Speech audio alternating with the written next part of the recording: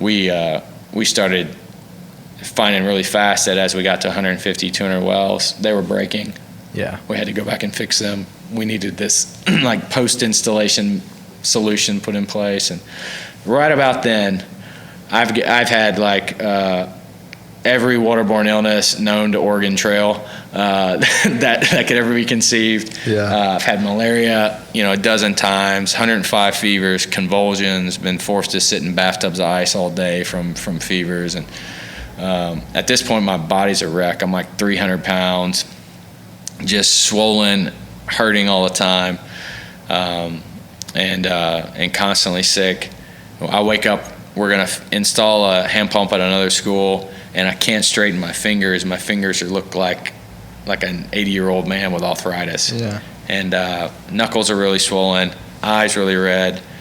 So call the guys. I'm like, all right, I'm going to come out, but I may not be able to stay all day. There's something wrong with me. And I remember grabbing that pump, and the pumps are like 3-inch couplings on them, and I'm trying to hold that pump, and I cannot squeeze my hands around the 3-inch pump. And so 3 inches is like your Nalgene bottle, I couldn't even hold and squeeze that. And that's when I knew something was wrong. Yeah. 'Cause at first I thought maybe I just banged my hand with something hard yesterday, or maybe, I just really bruised my knuckles, not paying attention to what I was doing, because we're busting rock, right. And using sledgehammers and stuff. And that night, I lose vision in my left eye, and I can't straighten my knees and can't put weight on my toes because there's so much inflammation within them. It looks like I've got sprains, like massive instant sprains in my knees and feet. By the morning, I was in excruciating, like horrific pain. I'd lost sight, and my wife doesn't know how to drive our 5-speed truck. Because it's a stick. Because it's a stick, you know. And so we're like, well, hey, I've got this Australian buddy, and I'm like, hey, Andrew, do you mind taking me to the hospital, which is 7.5 hours away?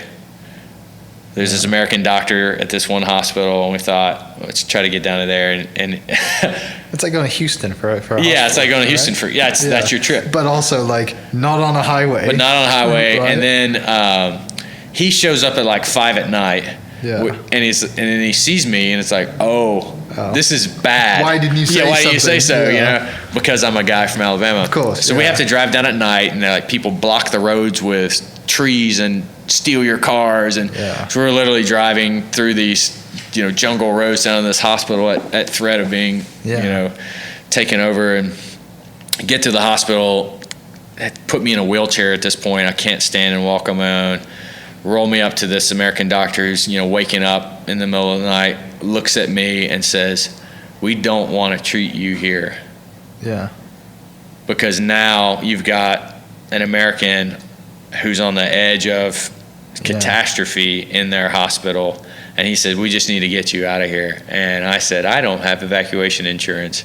I need you to fix me and take care of me here. So Dr. Briggs is this guy's name. He's this awesome,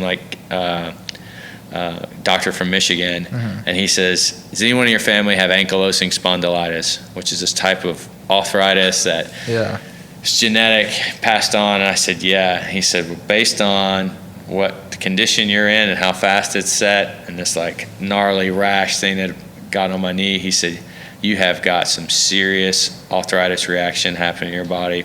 We're going to try to take care of you.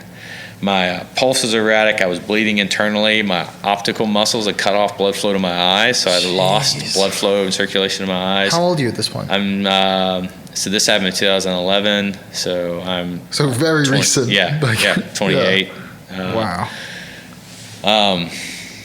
They have to put tubes in my knees because they're afraid the muscles are tearing in my joints because the inflammation has happened so fast and it's so extreme. They pack me with bags of ice. They find out I have cerebral malaria. They do 5 malarial treatments to try to get that out. I have Shigella, E. coli, Salmonella while I'm there all at the same time in the hospital. And the pain levels are so high that I go into shock when I'm not on Demerol and morphine. And so they give me Demerol, they give me morphine, and then that time between, if you ever had to survive on pain meds, that time between, I'm just like hyperventilating for an hour, waiting for the nurse to come back in and give me that shot of Demerol again, because the joint pain and all my major connective tissue areas is so high. There's 30 drugs a day that I'm taking. My wife has it all laid out on a coffee table, and I'm just cycling through all these different inflammatory meds. 160 milligrams of prednisone, which if you've ever had to take prednisone, it's like 16 times the maximum dosage you'd ever give somebody. And so I'm there in a bed in Africa, and the doctor's telling my wife, you need to be prepared for him not to make it out of here. You need to, what plans do you have? Do you guys have a will? You know, these sort of things. Having serious conversations. Serious conversations with my wife while I'm there. And I'm like out, but still there. But so you know what's happening. Listen to these things. Yeah. And, you know, it's like seriously touch and go. 28 years old, looking at losing my life in Africa. I'm there a month in this hospital. And at the end of a month, I have these like beautiful encounters with God again, or like I hear him like promise that I will recover, that I will be healed. There's this like huge, and like the pain was like removed from my knee in this one big encounter where I like literally heard God say Father, Son, and Spirit, pull this pain out of my body. And you can even hear me saying it. I'm cynical about everything. I'm the most like scientific redneck guy ever. And there's this like powerful encounters that I'm having both from the time I'm 17, up to now.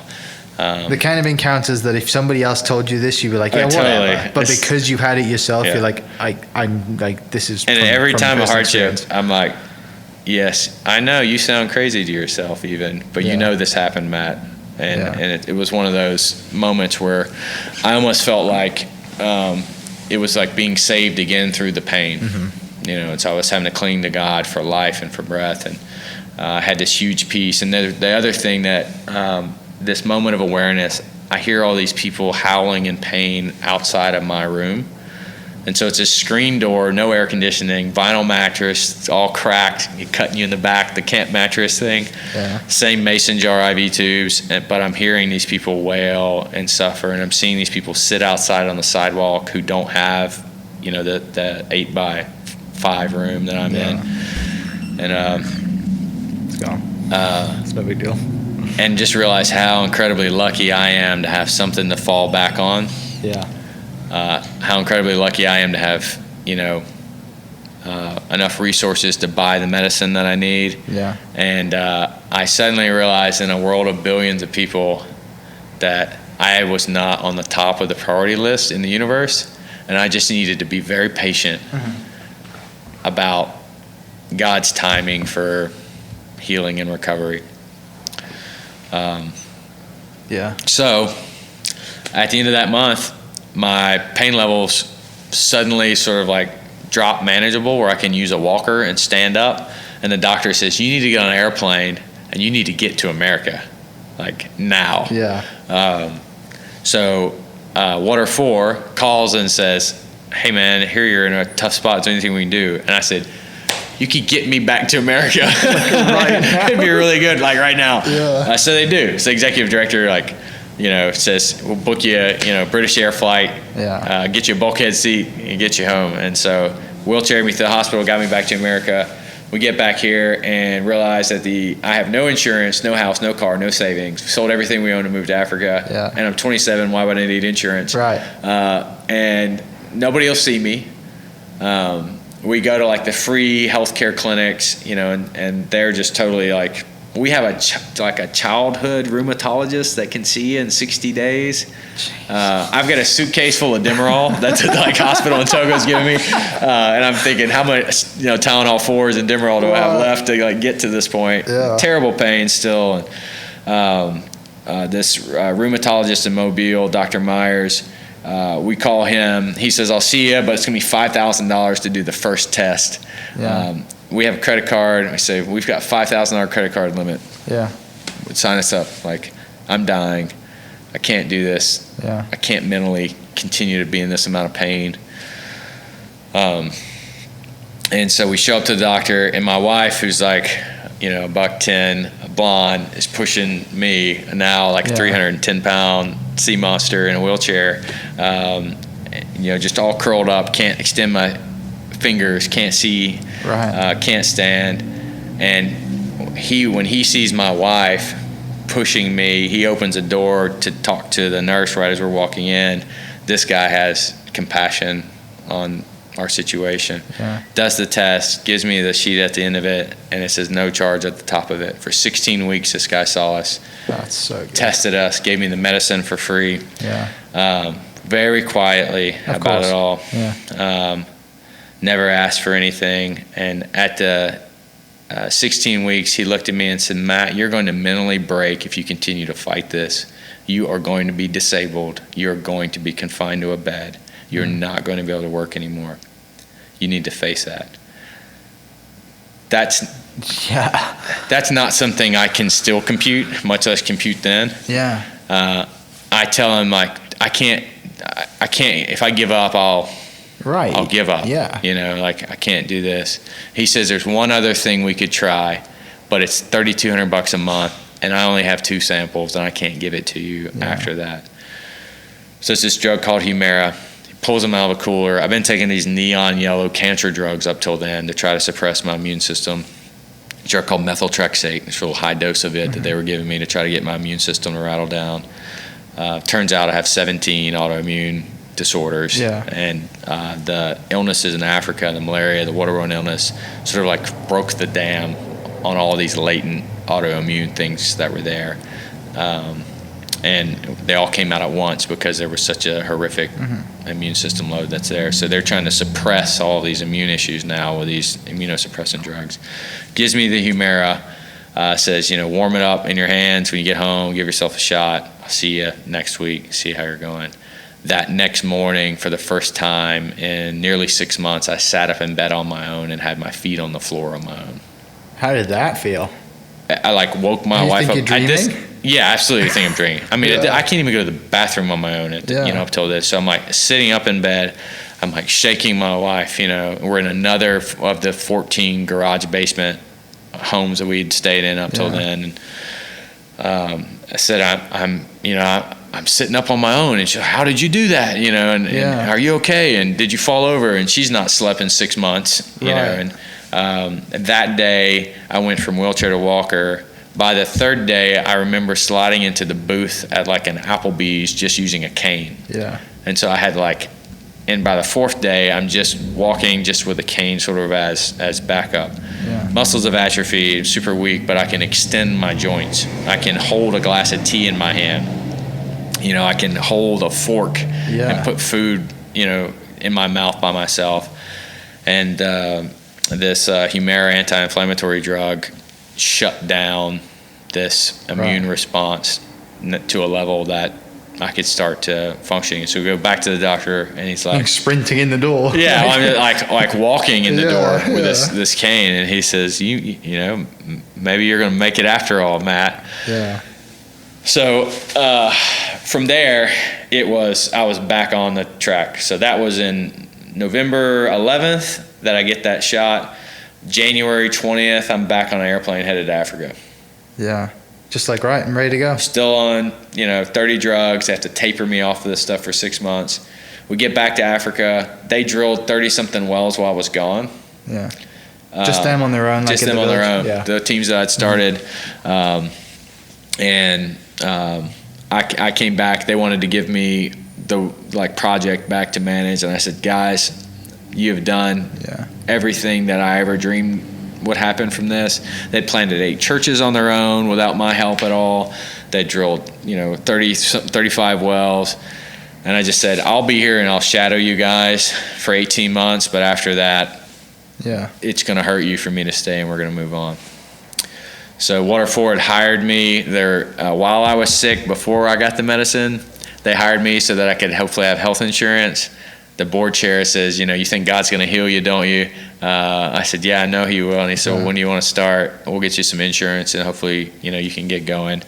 So I was their guy. I did nailed my ear to the door. I was, Water4 property at that point. And that meant that $3,000 drug was now covered by insurance. And so I was able to continue after that month sample, get my own, continue taking it. And stuff at Water4 is, grown and flourished and scaled from there. So 2013, you go back. Go back in and 13. then grow it till probably since when I saw you would have been like. So actually, 2012 we moved back, and then they asked me to do what we were doing in Togo around the world. Got you. And so we moved back from Africa to the U.S. in 2013. Mm-hmm. We live in a log cabin in Yukon at Sod by Sherry, and then buy a house in South Guthrie where we are today. So that's been like the big story. Have you written a book yet? Haven't written a book yet. That has to be on the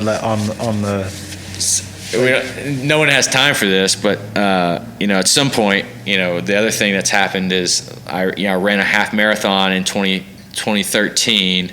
I tapered off the drugs, and I took a motorcycle trip across America, which I meant to just be a motorcycle trip. I ended up hiking Half Dome, hiking to a bristlecone in Great Basin, and then walked out on Plateau Point in Grand Canyon, out and back at 307 pounds on all these drugs, told that I shouldn't walk more than the distance of a Walmart. Sure. And started running up and down a quarter-mile driveway at Sod by Sherry, and that was as far as I could run. Yeah. From July to the Route 66 marathon, I ran at my first half marathon, and then have been pushing and fighting these inflammatory conditions for the last 7 years, to the point where last year, I ran across the Grand Canyon and back twice, which is 50 miles. Insane. All rim to rim to rim. Yeah. I did my first triathlon, 2 marathons, and then an alpine ultra marathon, up above the tree line the whole way. It was a 28-miler. And this year, had to do my own self-supported, Ironman 70.3, a half-distance Ironman. Which I saw you had your daughter was out there right at the checkpoint. Your wife's out there helping you out. And my daughter showed up with signs and potatoes, cool. And I've lost 120 pounds, and since then we had two girls. The cancer drugs I was on would not allow us to have children. Sure. We'd been trying to have kids for 10 years and hadn't been able to. And part of the miracles was us having kids and me having this new hope of life. And this year I'm hoping to run Mount Hood twice. So it's an 80-mile double loop, 20,000 feet of elevation, and to go from being in a wheelchair and told that it would never work out, right? To have being a kid that was told, he was too bad, too rough to be a part of the school system.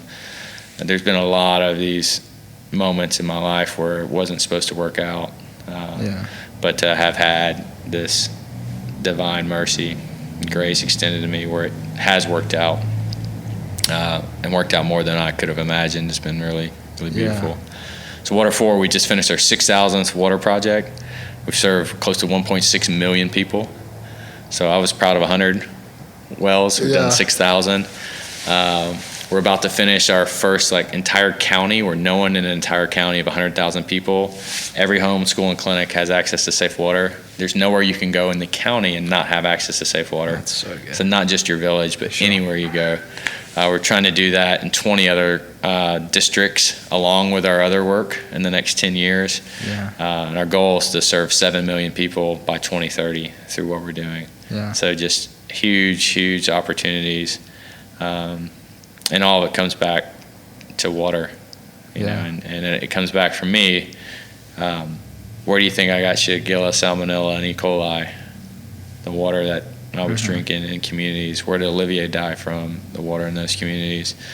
And even though it stinks to be sick, it's a really huge daily reminder that there's 2 billion people that don't have safe water in the world. 2 billion people. And so I am one of 1 billion people that face the repercussions of dirty water, unsafe water every day in their lives, and we get to do something about it at Water4, and I get to be a part of a job that I couldn't imagine being more passionate about every day. Nobody's going to question your motivation after listening to this. Some personal connections to it. I want to get the Water4 logo tattoo, but maybe going too far. But it's great.